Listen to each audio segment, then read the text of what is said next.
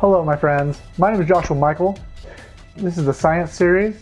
This is Physics 101, the scientist and the scientific method. Now before I get started, I have friends of mine and people from all over who once in a while will say silly things. Okay, so I have a good friend, we'll call him Eric, who during a discussion about certain scientific topics, like flat Earth, said to me, well, Josh, you just don't understand the scientific method. Okie dokie. Let's forget for a moment that I was taught in elementary school the scientific method. Because my friend decided to claim something so ridiculous, I decided I'm going to demonstrate I know what the scientific method is by giving a block of instruction on the scientific method. Not to mention the fact that it also lays the foundation for the rest of these science courses as we get into the more complicated topics and I have to tear down certain things. The scientific method is going to come into play in a huge way. So, before we get to the scientific method, we need to start with what is a scientist? So, let's ask the question, what is a scientist? A scientist is a person engaging in a systematic activity to acquire knowledge that describes or predicts the natural world. In a more restricted sense, a scientist may refer to an individual who uses the scientific method. The person may be an expert in one or more areas of science. For example, I'm a physicist and I'm also a biochemist and a research scientist. So I cover 3 different areas. I started as a research scientist and then became also a physicist and a biochemist. Okay. Now that definition that I just read you was from Wikipedia. Now someone will probably say, wait, you can't use Wikipedia. It isn't recognized in the graduate community. Technically, this is true. We usually can't cite from this source as it is not considered completely accurate and is not quote unquote peer reviewed. However, of course, Wikipedia is edited by multiples of people and lots of people think lots of different things, so you get a lot of different information on Wikipedia, which is what makes it not correct. Relax. Don't get your knickers in a twist. I'll be using a lot of sources to cite from, like this next one. Here's one from the Merriam-Webster site. Scientist, a person learned in science, and especially natural science, a scientific investigator. Here's a definition from the Science Council. A scientist. A scientist is someone who systematically gathers and uses research and evidence, making a hypothesis and testing it, to gain and share understanding and knowledge. That's from the sciencecouncil.org. This is the basic definition of a scientist, folks. So there is also something called a research scientist, as I mentioned earlier. This is where I started my journey. So let's look at the definition of a research scientist. What is a research scientist? A research scientist is a scientist who works primarily with gathering knowledge and understanding research. While many scientists are employed in applied scientific fields that involve development and design work, the research scientist typically can be found in academic settings or similar areas. Again, that's where I started with researching different topics and gathering information. So, the next issue is a pseudoscientist. Since we're going to discuss the scientist, we need to discuss what is a not scientist. Somebody who pretends to be a scientist or pretends to be someone of knowledge and isn't. So, pseudoscientist, here's the definition. A person who falsely or mistakenly claims to be a scientist. A person who presents information to be scientific that is not. Okay? Very important, because as I start tearing down these walls and presenting you with some of these things they call science and some of these people that they call scientists, we're really going to probably start making some waves here. So anyway, let's get to the scientific method, shall we? So let's move on to the scientific method. In my research, I found 2 trains of thought here. Literally like one train was riding on the rails while the other was completely derailed. So one group of scientists insists the scientific method must be used for every experiment. I would agree with this statement. While the other group of pseudoscientists, whoops, did I say that out loud? Anyway, the other group doesn't think we need a scientific method to test by. Now, folks, does anyone else see this could potentially go very badly? Because without a scientific method, they can just tell you whatever they want and say it as a fact. Wait. That's what we're doing now.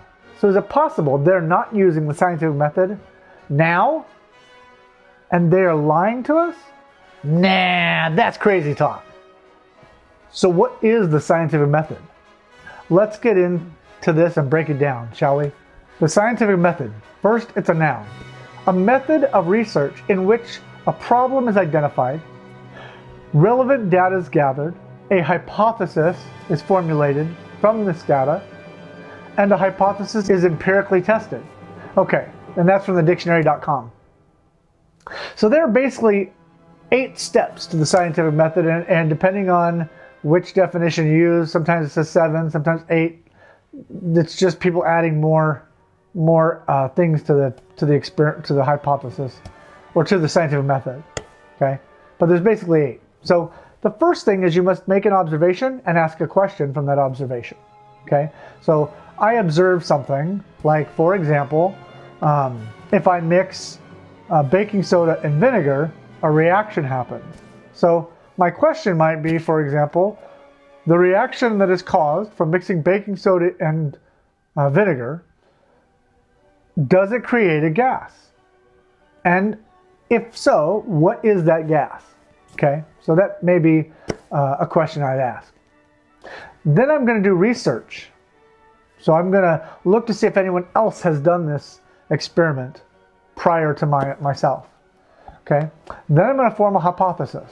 So my research, for example, might be, I know that baking soda and vinegar react with each other because of an acid-base reaction. Now I know that because other people have done this experiment, right? So baking soda is the bicarbonate, or NaHC03, known as sodium bicarbonate. To be more specific, likewise, vinegar is an acetic acid, HCH3COO. One of the products this reaction creates is carbon dioxide, which is a gas. The equation for this reaction, according to this other research, is HCH3COO plus NaHCO3 equals byproduct, which is CH3COONA, sodium acetate plus carbon dioxide, CO2, plus H2O, which is water. That's the reaction from that, the adding of those two chemicals together.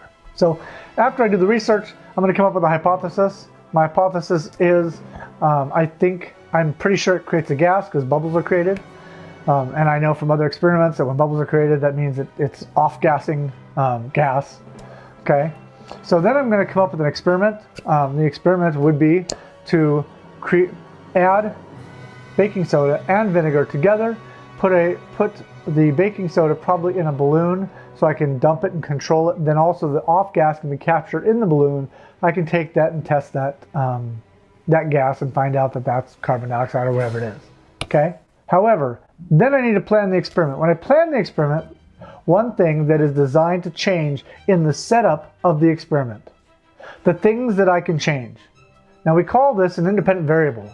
Experiments cannot be experiments without an independent variable. That's why some of these science courses, some of these topics that they call science, I will demonstrate they're not science because they don't have an independent variable, or you can't achieve a test without some extraordinary means, like a time machine, for example. Okay, so also then part 5 is you must perform the experiment. The experiment must be repeatable. So I must be able to do the experiment and then show you how to do it, and you must be able to go then and also repeat that experiment. Okay, that is how we are able to prove things are actually positive or negative within the scientific community. Okay, then you want to analyze the data, form a conclusion. So at this point, you're either going to find that your experiment failed or it succeeded. So if it failed, you need to go back to one of the other topics above and then retest and restructure things and retest to try to get the experiment to work. Okay? And then you need to communicate your results. So after my conclusion, I'm able to communicate my results and then perform that experiment for the public so they can see it and they can go and do the experiment themselves if they so choose. Okay? This is also another problem with some of the so-called sciences we have today, where you actually don't have the means to go and test things. For example, we can never go to space. Why? Because we can never launch a rocket. We don't have the technology, unlike NASA, who has the money and the all. So that what they're telling us may or may not be real based on the fact that I can't go and perform these experiments. Now, it is important for scientists and researchers to remove their preconceived notions before beginning one's research. In science, we must follow the evidence and not try to lead it. For example, in the test of the baking soda and vinegar, I can't just assume that the off gas is carbon dioxide, even though it has been that every time before now. I must still capture that gas and still test it in order to prove, yes, it is carbon dioxide and yes, it is a gas. Okay? This is why, when done properly, the scientific method is the foundation of all sciences. I must be able to replicate the test and process to confirm someone else's work. That's the whole point of the scientific method, folks. Also, so the equation for the vinegar baking soda test seems to indicate the off gas may be CO2. I say maybe because I haven't proven this yet, except in the equation. And an equation, folks, doesn't prove anything. Just because I can do the equation math and break the chemical components down right doesn't mean I've put them in the right order. Okay?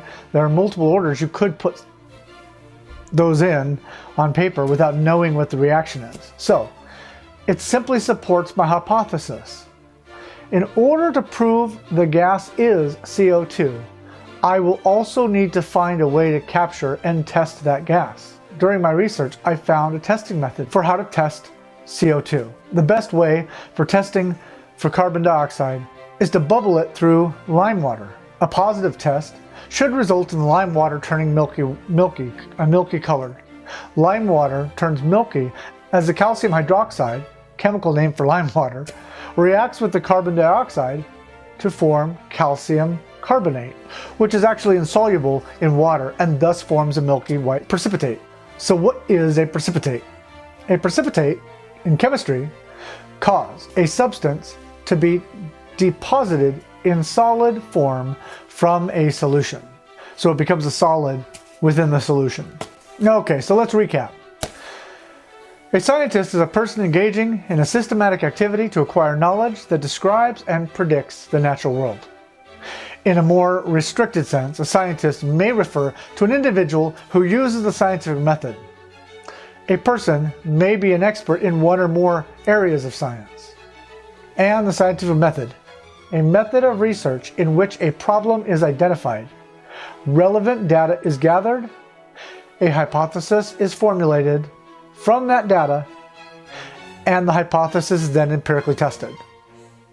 Well, folks, so that's pretty much it for this video. I hope you've enjoyed this science class, Physics 101, The Scientist and the Scientific Method. If you've enjoyed the class, I'd ask you to please click the like button and share it on social media sites. You can also support us on Patreon, Facebook, and Twitter. Thank you for visiting jmtruth.com. Till next time, my friends. See you next time.